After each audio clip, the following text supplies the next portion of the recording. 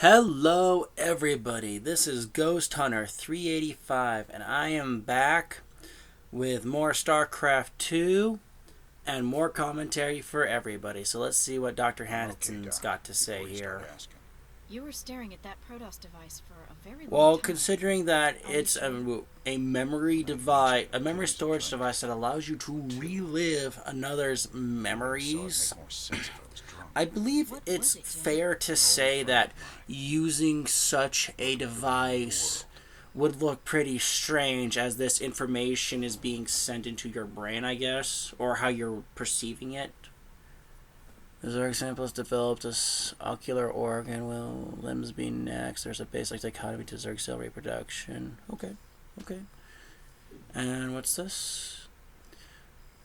The Protoss crystal continues to grow. I no longer think it's drawing power from the ship. It's getting pure energy from the sphere above it, which puts a new worry. What's it doing with all that power? Is it going to release it explosively? I don't know. Protoss technology is different, but not that crazy. I like this thing, but it's only good for the missions where you just deal with tons and tons of Zerglings. Although the Hercules isn't like the medevac, I actually prefer it because it's massive transport, one. Two, if the ship gets destroyed, you don't lose any troops, you just lose the ship. That's much preferable. There's the microfiltering, which increases, produces gas 24% faster, and then the orbital depots. Normally, I get the orbital depots because instant, what's the word I'm thinking here? Instant is best on getting resources, but I'm going to do the microfiltering this time around. I'm doing it just to see if it's any better. See, Cantina. Oh, it's Tychus. How did you become such good buddies with those Freaky Protoss. This is actually untrue. The conclave of the Protoss that were originally on Ire, they were more neutral to Terrans. Now, it's not to say they wouldn't kill Terrans, but they were more neutral towards them. And also, originally, Confederate battle groups fired on on the Protoss expeditions that came out to annihilate the Zerg. So yeah, that happened. Jim just respects the Protoss. The Protoss are a very respectable race in the long term here, folks. They are a respectable race, just different. Their culture is completely different. Jim, I would actually take his advice. What he can see in you, he would actually have a better idea of dealing with. I wouldn't just tell him to bugger off and stay out of my head. I would look at this man and say, just what do I come with you for? Oh, and yes, we skipped the armory. There's nothing to do there. You've been in the lab all that time? Where do you think Jim's been? In the cantina, drinking away his sorrows? Oh, wait. That's so... Jesus. That's kind of something he does on the standard, isn't it, nowadays? Yeah, I guess it's better that he's in the lab staring at that crystal than sitting there in the cantina and drinking his sorrows away because of what happened with Sarah Kerrigan. All right, Zeratul, old buddy, You got your mysterious prophecy. Let's see what your preservers made. Well, that's pretty scary when you think about it. Mysterious prophecy. Ooh. My quest to Cipher prophecy took me to the forbidden archive world of Zakulo, like the forbidden city in China. Why was the forbidden city in China forbidden for the longest time? Because the knowledge and information there was not something that the Chinese imperial family dynasty, take your pick on it, didn't want known to the peasants or the common folk. Because why? Because it's quite simple.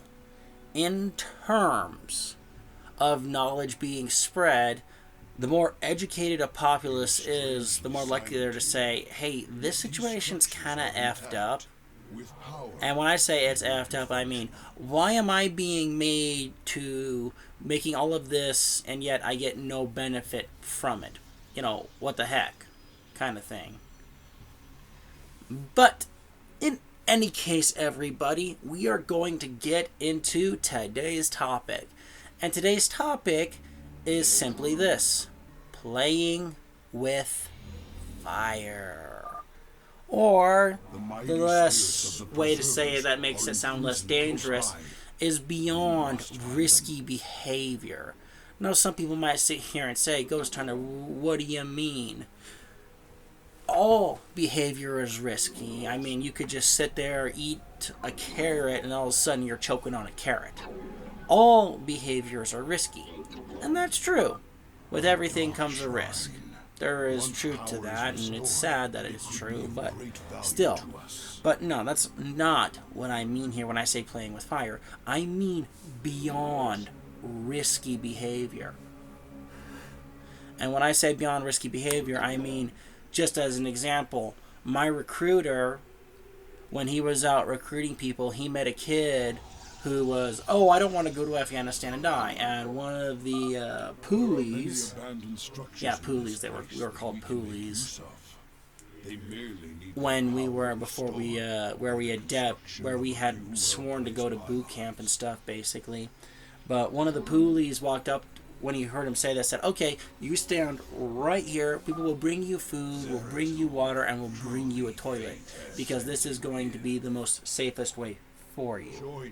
Now, why is it like that? Now, why did he phrase it like that? It's simple. Now, somebody might sit there and say, it is not that simple. Oh, it is that simple. Everything in life has risk associated with it.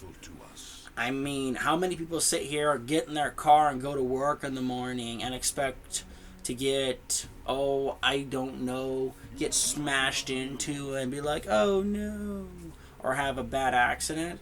You know, you never know what happens day by day, or who knows, maybe you're asleep, and next thing you know, your heart just stops beating and you die in your sleep. Because, you know, that can happen. But no, that's not what I'm talking about here, folks. What I'm talking about here is beyond risky behavior. Well, what's beyond risky behavior? Well, there are way too many examples. But let's go over a general list, if we shall. Playing with firearms when you have no training, no practice with it. You can't even tell if the darn thing's loaded. Going out to a rather dirty and seedy club, you go to the bathroom, and next thing you know, you're getting mugged and assaulted in the bathroom. And the only thing you wanted to do was have your shots, so you just wanted to have your shots, and, you know, next thing you know, it's like you're in the bathroom getting your face bashed in because you went to a rather seedy bar, and now your face is getting bashed in. Or for the ladies out there, you go out to the club, you know, you're out dancing with your girl pals, whatever, you're out there in that short, tight black dress that shows off your figure. You know, you may or may not be wearing any underwear underneath that dress. You go out of the club, and from there, you know, you walk down that dark alley because it's the fastest way home, or it's the fastest way to get to where whatever club you're going is next. And everybody knows in the area that this alley has a lot of drug addicts, homeless people, blah, blah, blah, blah, blah. You know, not necessarily people who are dangerous, but people who have a big propensity to be dangerous. And, you know, next thing you know, you hear a whoosh, and you get that, and you hear that psh, as a bottle breaks on your head. You wake up with some homeless guy through your purse, going through whatever bag you have on you.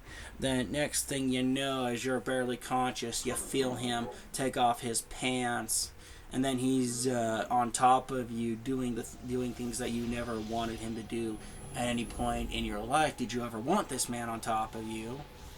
And, you know, next thing you know, it's like, no, not this, not me. Why me? What did I do? And, the sad part is that in terms, this makes it sound like I'm making mountains out of molehills. But that's not what I'm doing. I'm saying if you're going to engage in risky behavior, now, sorry, kind of lost my train of thought there. But when you go around and just have risky behaviors, beyond risky behaviors, however you want to phrase that, be aware of the risks. Now, are there some people who we can give a slight pass to? Sure. I mean, how many people sit there and are forced to do things even though they don't want to, whether it be through blackmail? Well, blackmail is going to be the biggest one. Blackmail, or that stupid decision that ends up costing you who knows how much. But still, the point still stands. Do not put yourself in beyond risky situations. Now, some might sit here and say, Ghost Hunter 385, you're being hyperbolic. Okay, so let me put it to you in this way. Not cars, but driving in modern traffic nowadays is much more dangerous than owning a firearm. Now, some people might sit there and say that's preposterous. If you don't believe me, go check out the accident figures, the fatality for accident figures. You'll find that more people die in car accidents every year, at least in the United States. I can't vouch for every country that has firearm ownership allowed, because not every country allows it. But still, go look up those figures. You will find, on way more than average, that people die in vehicle-related incidences. Now, when I say vehicle-related incidents, I do mean that there's more than just the car accident, vehicular manslaughter, and all that jazz. It's all included in one. That more people die every year in car accidents than they do die for firearm deaths. Excuse me. Now, some people might sit there and say that's hogwash. You don't believe me? I've seen the figures from the past years. They aren't pretty, especially when it comes to the anti-gun crowd in the United States. Trust me. If people actually knew a little bit more about that, that would more likely drive them crazy, if you ask me. But still, the narrative is guns bad, we need to ban them. But that's another video, in my opinion. But in any case, risky beyond risky behavior. If we curb that and we protect ourselves better, it will be better for everybody. But people aren't going to believe me. People are just going to dismiss me. Now, do I have some proof to that? Well, off the top of my head, for examples, think about the Duke Lacrosse case for a minute here. Because I know I brought this up in the last video, but think about this for a minute. In the Duke Lacrosse case, if those players hadn't gone to their friend's party, would they have been accused? Probably not. Other people probably would have been accused, but they wouldn't have. Now, why do I sit here and say other people probably would have gotten accused? The answer to that is straightforward and simple. The woman who accused the players of grape, Crystal Gale Magnum, the African-American woman who did that, who falsely accused those students of grape, it's actually well documented that she had severe mental health issues. Now, from that point, I'm not going to delve too much into that subject because, what's the word I'm looking for here? I don't want to besmirch her for her issues, but I will say this. After the Duke Lacrosse case, she did end up killing somebody. And who she ended up killing was her own boyfriend. And I'm going to leave it at that. But Ready yourself, noble as I warrior. say in general, beyond risky behaviors, not necessarily need to stop, but you might want to think about your actions before.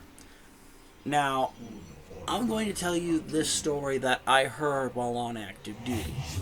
This story involves a female Marine and what happened when she got to her duty station. Because it's actually a pretty sad story in my opinion, but I think I'm not going to sit here and pretend that she didn't have something. She brought it on herself in a way. Now, some people might sit there and say that's sexist, and my answer to that is it's not sexist when you put yourself in a bad situation. I'm going to be as brief about this as I can, folks. In any case, a female Marine who got out of the training chute shows up to her duty station and, she's going around meeting everybody. She's doing the usual thing. And then her corporal is someone who she took a fancy to. And she took a fancy to him, they kind of started a relationship. They started hanging out, doing things, just not necessarily being a couple here, but more like being friendly with each other. Now, some people might sit there and say, isn't that, what was the word? I forget off the top of my head. But we're fraternization between the ranks. Now, wasn't that fraternization? Well, if she's his junior and a direct rapport, there's a difference between fraternization and, just kind of watching out for your underling here, folks. And, she eventually progressed to where she started being intimate with him. And it kind of comes out that, eventually she is pregnant. And she has a boyfriend back home. And what happens when this happens? She accuses her corporal of rape. Now, when this happens, it's immediately, she's pregnant, poor thing. And she ends up having a boyfriend back home. And, they don't really know who the child is. But before that could happen, she goes missing. And after she goes missing, they can't find her, and NCIS investigates. Because, yes, NCIS is real for the Navy. They do investigate this kind of stuff, especially when the military is involved. And the Army has its own. CID, they take care, they do investigations for the Army. They're like the police for... They're basically the government police for the Army, basically, in a way. Not military police, but same thing as NCIS. And NCIS investigates, and they eventually find her body buried in the backyard of his home or something. I don't remember off the top of my head what it was exactly. And they found her body there, and he fled to Mexico, and they eventually had to bring him back to the States. And he faced charges. But isn't it interesting that her risky behavior of getting involved with her corporal when she had a boyfriend back home who she had a relationship and more than likely wanted that relationship to continue, and hopefully she hoped that that boyfriend was the actual father of the child. This is what I mean, folks, beyond risky behaviors. They're not worth it in the long term here, folks. But in any case, everybody, thank you for watching. Hit that like button. Hit the subscribe button. Bang that bell. And I will see you guys in the next video.